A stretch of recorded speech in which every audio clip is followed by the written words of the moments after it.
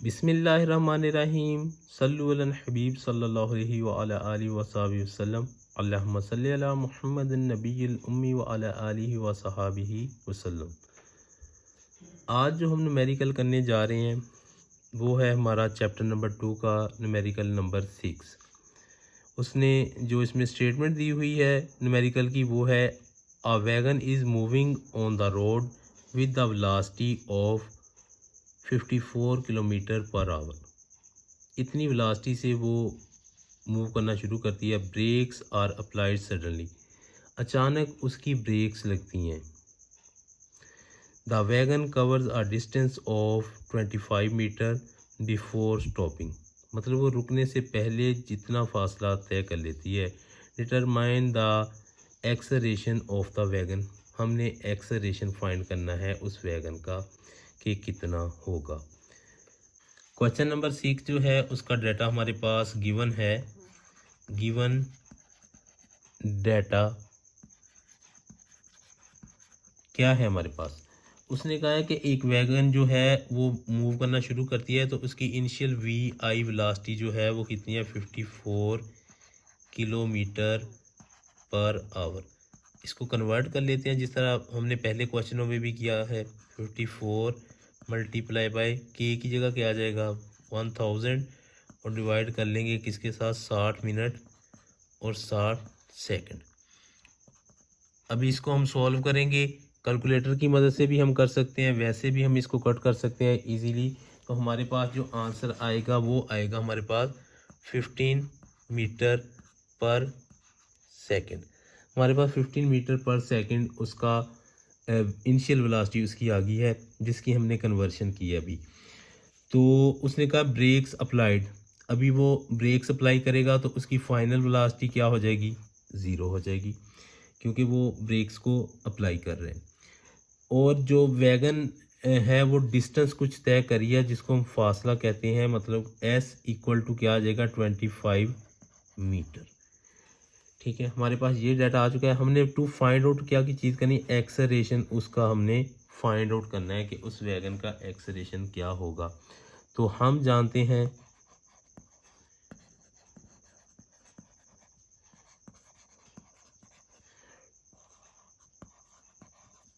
बराबर है v f square minus we i square. ये हमारे पास जो है ये इक्वेशन ऑफ मोशन है, थर्ड इक्वेशन हमारे पास है।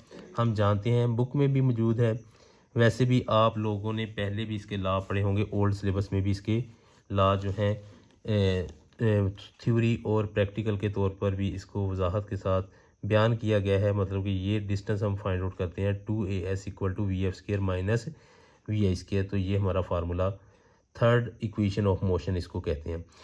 तो हम वैल्यूज़ को अब क्या करते हैं, यहाँ पुट कर लेते हैं। हमारे पास 2 एक्सेलरेशन हमने फाइंड आउट करना है और एस की जगह हमारे पास क्या आ जाएगा?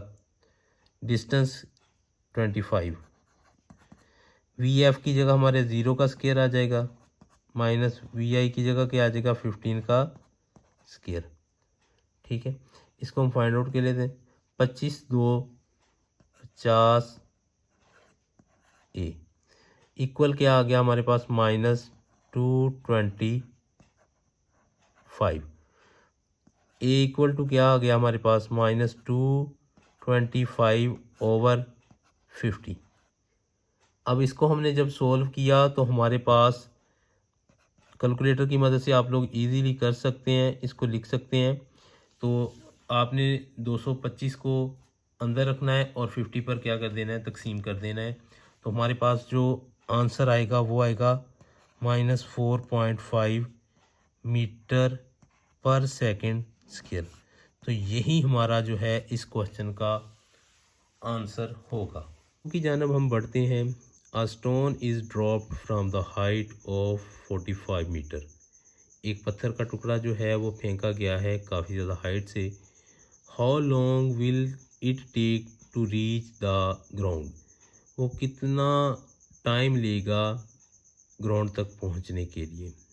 एक चीज़ फाइंड आउट करनी है। दूसरी चीज़ what will be its velocity, उसकी वेलोसिटी क्या होगी just before hitting the ground को टच करने से पहले उसकी वेलोसिटी v हमने मालूम करनी है।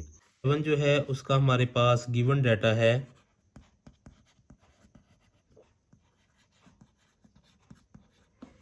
उसने कहा है कि एक स्टोन जो है वो उसको ड्रॉप किया जा रहा है, मतलब कि उसको गिराया जा रहा है कुछ हाइट से, तो यानी कि उसका डिस्टेंस यानी कि उसकी हाइट कितनी है 45 मीटर। ठीक है, वो कह रहा है how long will be take to reach the ground, यानी कि उसका टाइम कितना उसको लगेगा ग्राउंड तक पहुंचने के लिए। और उसने कहा है कि उसकी आप लोगों ने फाइनल वेलोसिटी भी उसकी क्या करनी है, फाइंड आउट करनी है। जब उसको हम गिरा रहे थे तो उसकी इनिशियल वेलोसिटी फिर क्या होगी उधर, यानी कि स्टोन अभी ऊपर ही है, पकड़ा हुआ है, स्टॉपेबल है, तो उसकी इनिशियल वेलोसिटी जो होगी वो क्या होगी, 0 होगी। अभी हम फार्मूला यहाँ पुट करते हैं, उसमें हम वैल्यूज़ को पुट करेंगे। वी नाउ दैट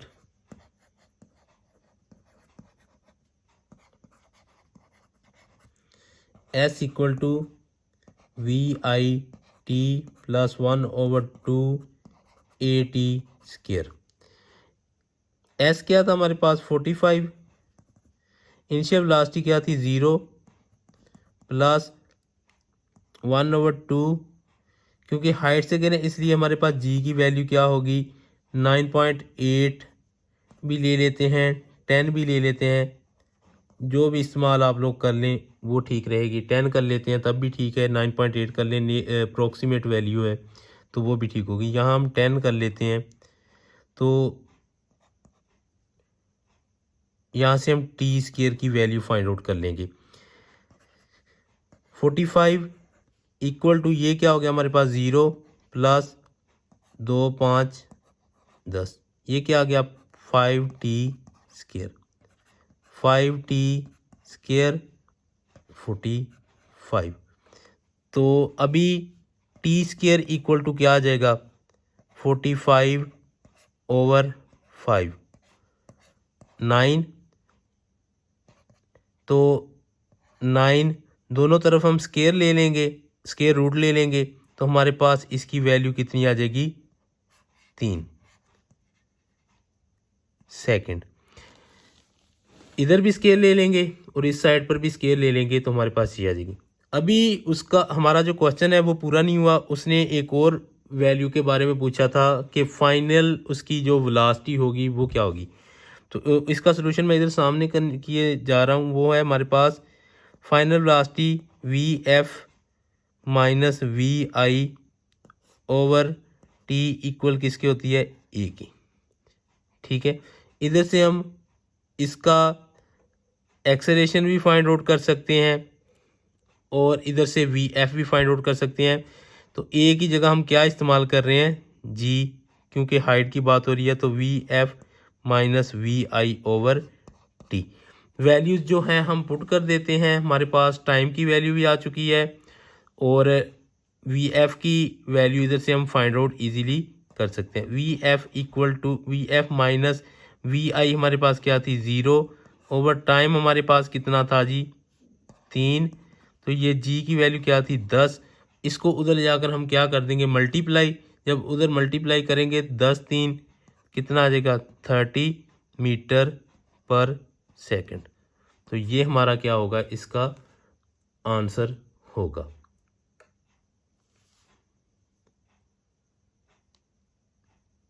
बढ़ते हैं क्वेश्चन नंबर 8 की जानब। A car travels 10 kilometre with an average velocity of 20 metre per second. Velocity हमें गिवन है, ट्रैवल जितना डिस्टेंस तय करती है वो हमें गिवन है। Then it travels in the same direction through the diversions at an average velocity of 4 metre per second for the next 0.8 kilometre. अगला जो डिस्टेंस फाइंड आउट कर दिया गया है उसमें वो कहता है कि उसकी एवरेज वेलोसिटी क्या होगी। अब दो कंडीशनें उसने दी हुई हैं, इसमें हमने दोनों को फाइंड आउट करना है। Determine the average velocity of a car for a total journey, यानी कि क्वेश्चन नंबर 8, उसका हमारे पास जी गिवन डाटा जो है वो इधर हम लिखने लगे हैं। उसने कहा है जी a car travel 10 kilometre with the average velocity of this, यानी कि उसने उसका फासला बताया है कितना है, उस 10 किलोमीटर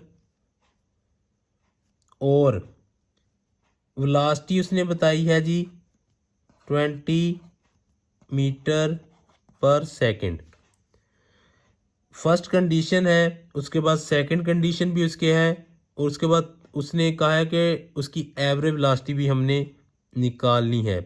तो वी नाउ दैट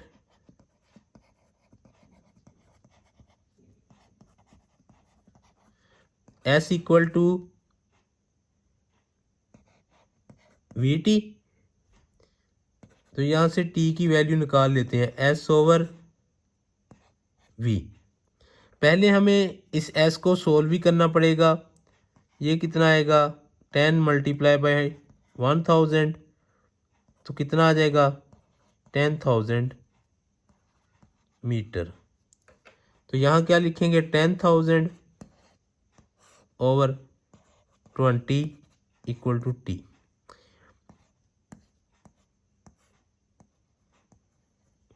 हमारे पास जी टाइम आ चुका है जी 500 सेकंड। अब अगली कंडीशन जो है उसमें उसने फिर कहा है कि उसकी जो वेलोसिटी है वो कितनी हो जाती है, 4 मीटर पर सेकंड, और जो उसका फासला है वो है 0.8 किलोमीटर। इसको कन्वर्ट कर लेते हैं, 0.8 मल्टीप्लाई बाय 1000, तो ये आ जाएगा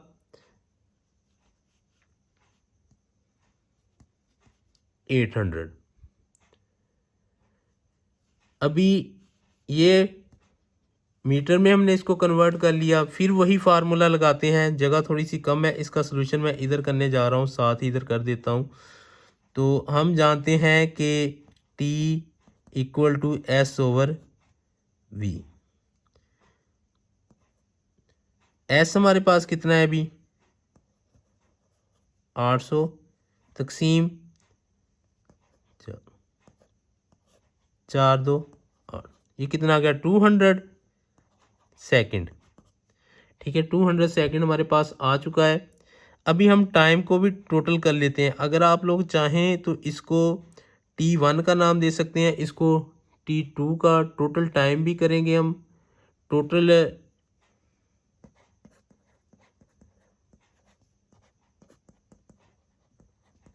इक्वल टू क्या आएगा, टोटल टाइम पहले कितना था, 500 प्लस 200, कितना बन गया 700 सेकंड। इसी तरह हम दूसरा भी टोटल कर लेते हैं। टोटल डिस्टेंस वो कितना हमारे पास बना था, एक डिस्टेंस हमारे पास था जी 10,000, और दूसरा हमारे पास जी है 800, तो कितना बना 10,800। एवरेज इस टोटल डिस्टेंस को तकसीम कर देंगे टोटल टाइम से, तो वो हमारे पास एवरेज आ जाएगी। वो हमारे पास कितना आंसर आएगा, कैलकुलेटर की मदद से आप लोग सोल्व करके देख लें, तो वो हमारे पास आएगा 15.4 मीटर पर सेकंड। ये हमारा इस क्वेश्चन का अ बॉल इज़ ड्रॉप्ड, एक बॉल जो है गिराई गई है from the top of tower, एक टावर है उसके ऊपर से, the ball reach the ground, ground में पहुंचती है। अब कितना टाइम लगता है, 5 second. Find the height of a tower and the velocity of the ball, उसकी हाइट भी मालूम करनी है आपने, velocity of the tower with the strike the ground, ground से टकराने से पहले उसकी हमने वेलोसिटी भी फाइंड आउट करनी जो है। उसका हमारे पास गिवन डाटा मौजूद है। उसने कहा है कि a ball is dropped from the top of tower, the ball reach at the ground in 5 second. उसकी इनिशियल वेलोसिटी क्या होगी, हमारे पास 0 होगी, क्योंकि जब उस बॉल को फेंका नहीं गया तो इसकी इनिशियल वैल्यू पहले क्या थी, 0। अब उसको टाइम कितना लगा, 5 सेकेंड। ठीक है। उसके बाद क्योंकि वो नीचे को फेंक रहे हैं इसलिए उसकी जी की वैल्यू क्या होगी, 10 मीटर पर सेकेंड स्क्वायर। उसने बाद में क्या, find the height of tower, यानी कि एस हमने मतलब उसको एच भी कह सकते हैं, वो हमने क्या करना है, फाइंड आउट करना है। And the ball will strike off the ground, और उसकी हमने फाइनल वेलोसिटी भी क्या करनी है, फाइंड आउट करनी है। तो हम जानते हैं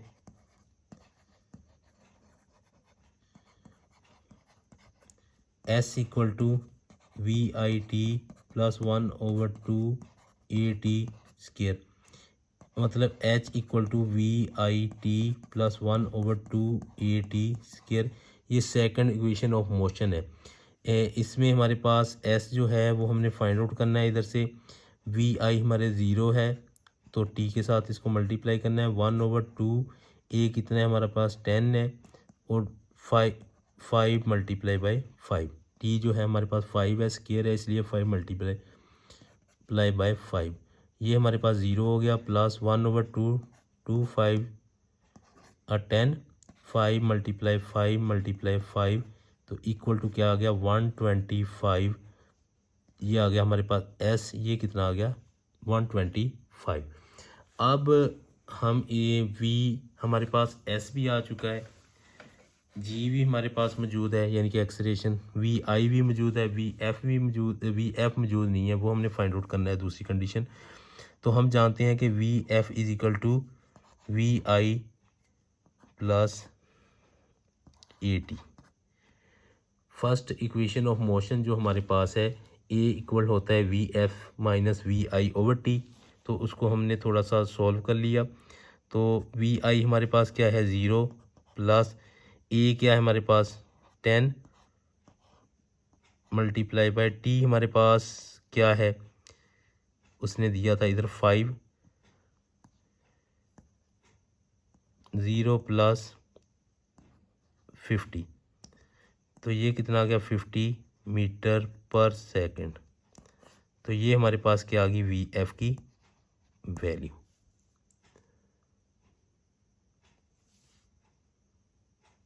question number 10, a cricket ball is hit to the that its travel straight up in the air। Hit की गई है बॉल, एन ऑब्जर्वर नोटिस, देखने वाला ऑब्जर्व कर रहा है, दैट टुक 3 सेकेंड, उसको कितना टाइम लग रहा है, 3 second, to reach the highest point, ऊपर वाले यानी कि उसके पीक पॉइंट तक जहाँ तक वो जाती है ball. What was the initial velocity of the ball, यानी कि उसकी पहली वेलोसिटी हमने क्या करनी है, फाइंड आउट करनी है। If the ball was hit 1 metre, अगर वो 1 मीटर तक अबव द ग्राउंड हो, how height did rise from the ground, तो वो ग्राउंड से कितनी हाइट होगी। मतलब कि वो जो फाइंड आउट करेंगे उसको हम क्या कर देंगे, उसमें 1 मीटर जो है वो हम प्लस कर देंगे, तो हमारे पास आंसर इसका भी उसका हमारे पास गिवन डेटा है जी। A cricket ball is hit so that travels straight up in the air. An observer noticed that he took 3 seconds।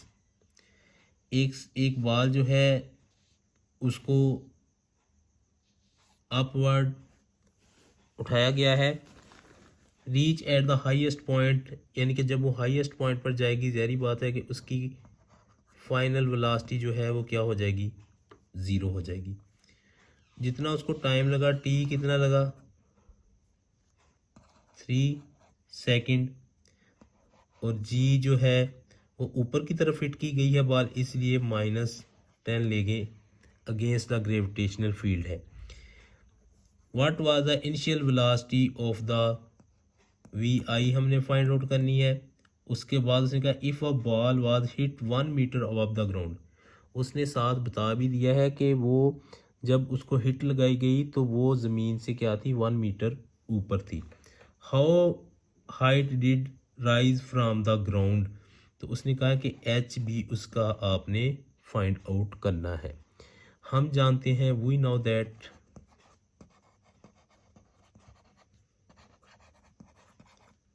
V F equal to we i plus 80, या इसको लिख सकते हैं we f is equal to we i plus g t. तो v f हमारे पास क्या था, 0। वी आई हम यहाँ से निकाल सकते हैं, ये -10 आ जाएगा, और टी हमारे पास कितना था, 3। तो वी आई -30 इक्वल टू 0। बाकी पोर्शन इसका मैं इधर सॉल्व करने लगा हूँ साथ। वी आई इक्वल टू कितना आ गया, 30 मीटर पर सेकंड। अब ये हमारे पास वैल्यू आ चुकी है, तो हम हाइट भी इजीली फाइंड कर सकते हैं।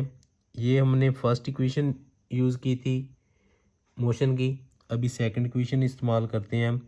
S equal to we I T plus 1/2 A T square. A की जगह हम जी को रिप्लेस कर देंगे, तो यहाँ से हम एस मतलब कि इसको एस को हम हाइट के साथ भी रिप्लेस कर सकते हैं। चलो कर लेते हैं, v I T plus 1/2 g t square. अभी यहाँ से हम इसकी हाइट मालूम कर सकते हैं। वी आई हमें पता है क्या है, 30। टाइम कितना उसने कहा लगा है, 3 सेकंड, प्लस 1/2 -10, और टी कितना लगा, ये हमारे पास कितना लगा था, 3 × 3, 2 5 10, 30, ये कितना हो गया हमारे पास, 90, माइनस 3 3 9 9 5 45, 90 में से 45 निकालेंगे 45 को, तो कितना बचेगा, 45। अभी ये हमारी ओरिजिनल हाइट नहीं है, क्योंकि उसने कंडीशन दी थी कि हाइट जो है अबव द ग्राउंड कितनी है, 1। तो इसमें हम 1 को ऐड कर देंगे, तो ये हमारे पास उसकी सतह ज़मीन से हाइट कितनी बन जाएगी, 60 मीटर। ये वो हाइट बनेगी। तो ये ही हमारा जो है इस क्वेश्चन का आंसर होगा। अगर आप लोगों को हमारी ये वीडियो, हमारे ये पॉइंट अच्छे लगे हों, तो आप लोगों ने कर देना हमारे चैनल को सब्सक्राइब, क्योंकि जल्द से जल्द हम आप लोगों के लिए और भी वीडियोस बना सकें। Thank you so much.